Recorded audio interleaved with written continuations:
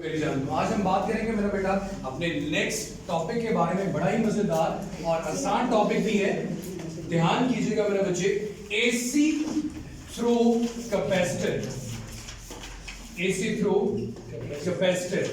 अब मेरे बच्चे जरा गौर फरमाएं आप लोग, तो मेरी जान एसी थ्रू कैपेसिटर में पहले तो ये चीज क्लियर कर दूं कि अगर आप एसी की बात करते हो तो कैपेसिटर में आपने डीसी का यूज भी पढ़ा हुआ है। जब चार्जिंग और डिस्चार्जिंग करते हैं तो सबसे पहले क्वेश्चन जहन में ये आता है कि जब कैपेसिटर को कनेक्ट करेंगे क्या ये चार्जिंग और डिस्चार्जिंग नहीं करेगा? तो मेरी जान जरा गौर करना कि जब आप एक कैपेसिटर के साथ एक एसी सोर्स कनेक्ट करते हो, ये कैपेसिटर है, इसके साथ आपने एक एसी सोर्स कनेक्ट कर दिया, तो मेरे बेटे जरा गौर करना, कल भी ये बात कुछ हद तक डिस्कस हुई थी मेरे बेटे कि जब आप एक वेव फॉर्म ड्रॉ करते हैं एसी की, आप सबको पता है, अगर मैं पाकिस्तान के अकॉर्डिंग बात करूं तो फ्रीक्वेंसी ऑफ एसी, जो डोमेस्टिक फ्रीक्वेंसी एसी की, वो मेरा बेटा आपके पास 50 हर्ट्ज है। मतलब एक सेकंड में ये 50 दफा अपनी डायरेक्शन क्लॉकवाइज और 50 ही दफा मेरा बेटा ये एंटी क्लॉकवाइज करता है। अब मेरे बच्चे अगर आप अपने वेव साइकिल को 4 हिस्सों में डिवाइड करें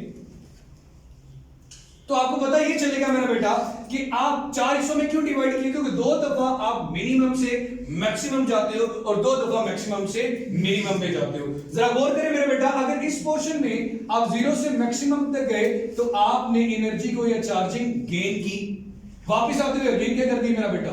loss. Again gain, again loss. तो मेरा बेटा आपके पास with the help of capacitor या with the help of AC, capacitor permanently charged नहीं होता। Capacitors not permanently charged। ठीक हो गया मेरी जान? अब मेरे से ज्यादा दूसरा क्वेश्चन ये कि अगर आप यहां पे बात करते हो करंट की, तो डीसी में क्यों नहीं की? डीसी में आपने करंट का जिक्र तक नहीं किया, बस ये कहा कि चार्ज डिपॉजिट होगा। क्या डीसी कैपेसिटर के साथ लगाते हुए वायर में करंट पास नहीं होता? तो मेरे बच्चे जरा गौर करें, आप ध्यान करना मेरा पुत्र, अगर मैं एक बैटरी को कनेक्ट कर देता हूं एक कैपेसिटर के साथ और उसके बाद, मैं बाद का लफ्ज बोल रहा हूं पहले नहीं, उसके बाद यहां पे एक बल्ब लगा देते और इधर से मेरा बेटा आपने कनेक्ट कर दिया बैटरी के नेगेटिव टर्मिनल के साथ, तो आप लोग मेरे बच्चे जो चीज ऑब्जर्व करोगे, देखोगे, वो ये है कि आपका बल्ब विल नॉट ग्लो नहीं करेगा। तो आप ये बात अपने जहन में बिठा लें, क्योंकि मेरे बेटे यहां पे आपके पास कांस्टेंट वोल्टेज जब इसको मिलते हैं तो ये कैपेसिटर को चार्ज कर रहे हैं, पास नहीं होने दे रहा। अगर कैपेसिटर में से चार्ज पास होगा तो करंट की बात करेंगे, जब यहां तक चार्ज पहुंचेगा नहीं मूव करता हुआ तो ये कभी भी ग्लो नहीं करेगा। आप ये समझें कि अगर आपने किसी डिवाइस से पहले बैटरी अगर लगाई हुई है और अगर आपने किसी डिवाइस से पहले कैपेसिटर लगा दिया ऐसी जगह पे जहां पे आप डीसी का इस्तेमाल कर रहे हैं, तो आप यही समझें कि यहां से वायर टूटी हुई है।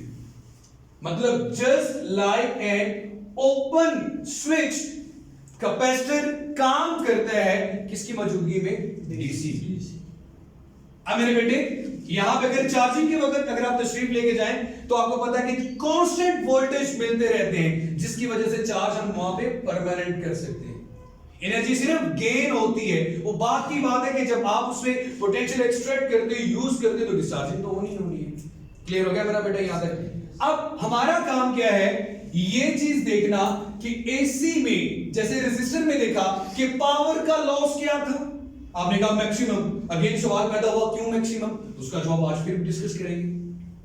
यहां वहां पे दोनों वोल्टेज और करंट एक दूसरे के साथ क्या थे?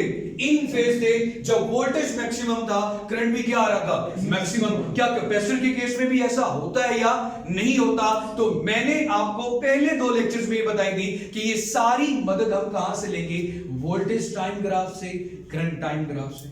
ऐसे ही मेरा बेटा, अगर मैं बात करता हूं मेरे बच्चे in case of capacitor, capacitor के केस में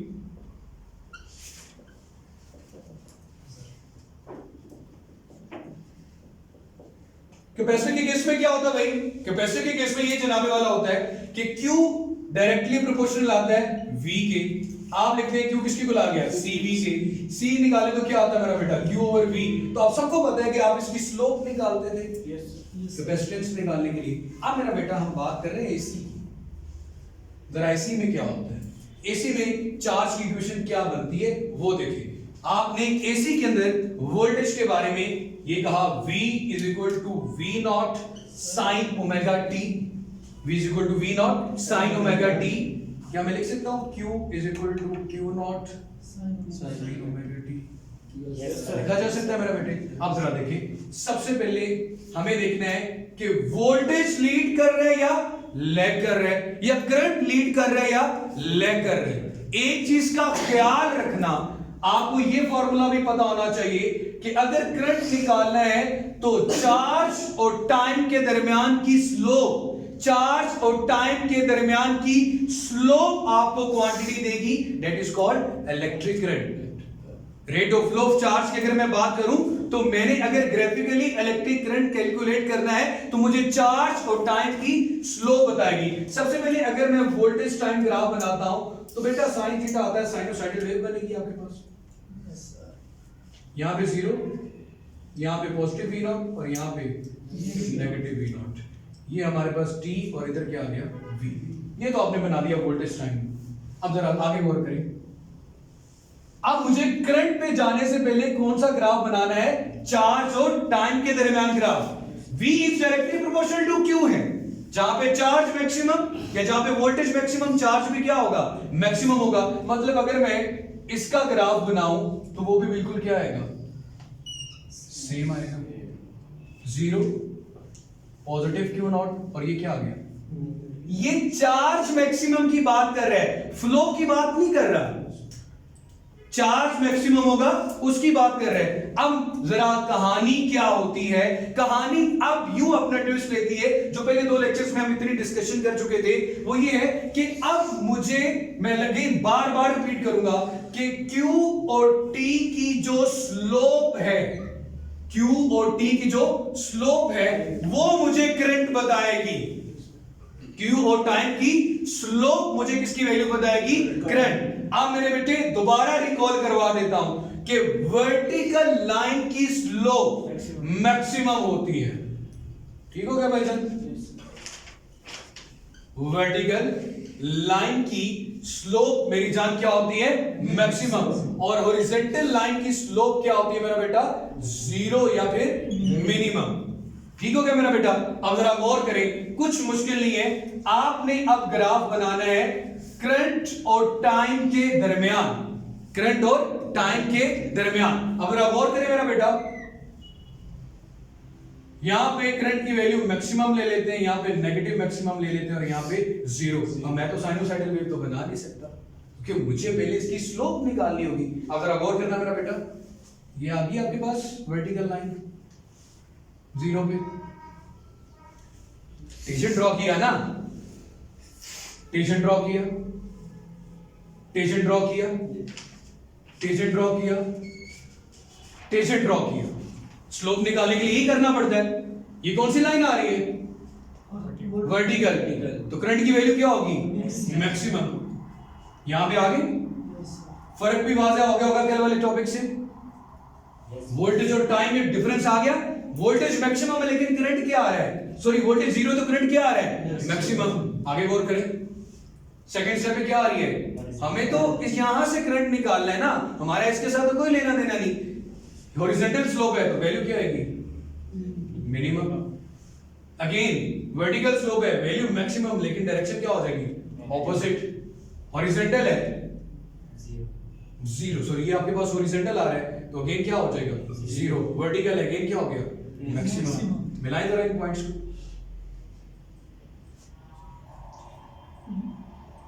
ग्राफ बन गया। अब आपने क्या करना है? आपने तो छोटी सी कन्वेंशन फॉलो करनी है कि सबसे पहले वोल्टेज और करंट की इनिशियल वैल्यू देखें, क्या निकालने के लिए, किसका फेज लीड कर रहा है और किसका फेज लैग कर रहा है। तो जनाब बताएं कौन लीड कर रहा है? करंट लीड कर रहा है। किसको लैग कर रहा है? फेज को। कितनी एंगल से? 90 के एंगल से। तो रिजल्ट आपके सामने आ चुका है कि आपका करंट लीड कर रहा है। Current lead the voltage bye 90 degree और पाई बाय 2 रेडियन।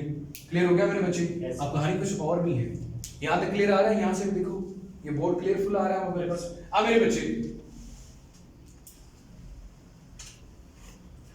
ये तो बात बिल्कुल ठीक होगी, सारे कॉन्सेप्ट क्लियर हो गए। अब जरूरी तो नहीं कि फेज डिफरेंस हमेशा 90 आए, फेज डिफरेंस हमेशा 90 आए, ये जरूरी तो नहीं। अगर इन केस फेज डिफरेंस 90 नहीं आता, अगर ऐसा कुछ हो जाए कि फेज डिफरेंस 90 नहीं आता, तो देखो ग्राफ तो हमेशा बनाते हो वोल्टेज और टाइम में। ठीक हो गया मेरे भाई? मैं ये कहता हूं यहां पे 90 नहीं, यहां पे वोल्टेज मौजूद है, दरमियान में एंगल क्या आ गया? थीटा। जैसे आप वेक्टर को उसके रेक्टेंगुलर कंपोनेंट्स में रिजॉल्व करते थे, इसको भी रिजॉल्व करते हैं। मुझे तो effective value of the voltage देखनी है ना, और इफेक्टिव वैल्यू ऑफ वोल्टेज यहां पे, ये आपके पास करंट है, ये v sin थीटा है। अगर v sin थीटा देखोगे एंगल तो फिर 90 आ गया। ये तो है नहीं, तो मतलब कौन सी वैल्यू लेनी पड़ेगी? v cos theta. पावर का फार्मूला क्या होता है? v i। याद रखना हमेशा यहां पे कौन सी वैल्यू दी जाती है? rms value. RMS value multiply by, ये VRMS सिर्फ VRMS नहीं होगा, बल्कि क्या आएगा? VRMS cos theta. तो क्या आ गया? cos theta. अब जरा यहां पे कल वाला आंसर मैथमेटिकली प्रूफ के साथ मिल जाएगा। रेजिस्टर में मैं कैपेसिटर की बात पहले कर लेता हूं। कैपेसिटर में देखो आपके पास फेज डिफरेंस कितना आ रहा है भाई? 90 डिग्री। अब सबको पता है कि cos 90 डिग्री क्या होता है? 0। तो पावर की वैल्यू भी क्या आ जाएगी? 0। कल तो पावर क्या आ रही थी? डेसिपेट हो रही थी, मैक्सिमम। तो मैं लिख सकता हूं in pure capacitor power dissipation आपके पास क्या होती है मेरा बेटा? 0।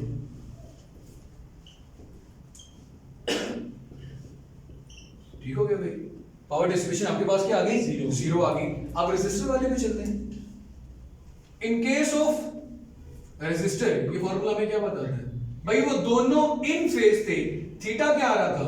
0 डिग्री। अब सबको पता है कि cos 0 डिग्री पे मैक्सिमम आंसर देता, जो कि क्या होता है? 1 होता है। अब मेरे बच्चे 1 अगर पुट करूंगा तो पावर मेरे पास मैक्सिमम आएगी। तो ये बात क्लियर हो गई कि पावर डेसिपेशन रेजिस्टर में क्या होती है? मैक्सिमम, लेकिन प्योर कैपेसिटर में क्या होती है? 0। अब एमसीक्यूज में बच्चे हमेशा कंफ्यूज होते हैं कि किस सर्किट में कौन सी चीज मैक्सिमम होगी और कौन सी चीज मिनिमम होगी, या कौन लीड करेगा या कौन लैग करेगा। एक छोटी सी तुक्का रटा लगाने के लिए, कैपेसिटर सी से शुरू हो रहा है तो करंट भी सी से शुरू होता है, तो कैपेसिटर में करंट क्या करेगा? लीड करेगा, और वोल्टेज क्या करेगा? लैग। अब एक और इंपॉर्टेंट एमसीक्यूज, वो क्या है? आपसे ये पूछा जाता है कि आप बताएं ट्रिग्नोमेट्रिक फंक्शंस हैं, साइन है, कोस है, इनके इनवर्स है, टेंजेंट के इनवर्स है, तो आपके पास ऐसा कौन सा ट्रिग्नोमेट्रिक फंक्शन है जो पावर फैक्टर कहलाता है? Which is called power factor? cos theta. और पावर फैक्टर क्यों है? क्योंकि किसको डिटरमाइन कर रहे हैं? पावर। वहां पे y और x डिवाइड ना करना शुरू कर देना, ये बेस और हाइपोटेन्यूस होता है, ये होता है, वो होता है। ये पावर को डिटरमाइन करता है, इसलिए इसको क्या कहते हैं मेरा बेटा? Power factor. क्लियर होगी बच्चे ये बात? कोई क्वेश्चन यहां तक? एनीथिंग जो भी कंफ्यूज कर रही हो? पावर मैक्सिमम जो भी आरएमएस वैल्यू की होगी ना। देखो आरएमएस वैल्यूज क्यों लेते हैं? जो एवरेज वैल्यू हो हमारे पास, ये तो हमेशा मौजूद रहेगी। इसके अलावा वैल्यू कम होगी या वैल्यू ज्यादा होगी। असल क्या चीज मैटर कर रही है? आपका एंगल। फेज डिफरेंस कितना है दोनों में? रेजिस्टर में कितना होता? कोई डिफरेंस नहीं होता। जहां पे वोल्टेज मैक्सिमम, वहां पे करंट भी क्या आ रहा है? मैक्सिमम। तो पावर डेसिपेशन भी क्या आ रही थी? मैक्सिमम। यहां पे दोनों में फेज डिफरेंस कितना है? 90 का। तो cos 90 करने से आंसर क्या आ रहा है? 0। मतलब पावर डेसिपेशन क्या है यहां पे? 0। बट लफ्ज मैंने फिर क्या बोला? In pure capacitors. क्लियर होगी बच्चे ये बात? जीरो का मतलब मिनिमम। हो सकता है आपके पास प्योर कैपेसिटर ना हो, 100% जीरो ना है, लेकिन कुछ ना कुछ तो जीरो का मतलब हमेशा किस में तरफ जाते हैं? मिनिमम की तरफ। इन्फिनिट की बात क्या होती है? मैक्सिमम। सो यहाँ तक मेरे जान आज का हमारा टॉपिक है। कल एक छोटा सा टॉपिक है इंडक्टर का, और उसी के साथ हम आरसी की बात भी कर लेंगे। रेजिस्टेंस और कैपेसिटर दोनों को कनेक्ट करेंगे सीरीज में, या फिर रेजिस्टेंस और कैपेसिटर को कनेक्ट करेंगे पैरेलल में। तब तक अपना बहुत सारा सा ख्याल रखिएगा। जो भी क्वेश्चन यहाँ पे पूछना हो तो आप लोग कमेंट सेक्शन में पूछ सकते हैं। खुश रहें, जीते रहें, आबाद रहें, स्क्रीनशॉट ले लें और बेल आइकन को भी प्रेस कर दें और हमें म्यूजिक चैनल को सब्सक्राइब कर दें। अल्लाह हाफिज़। बोलो घंटा बजा।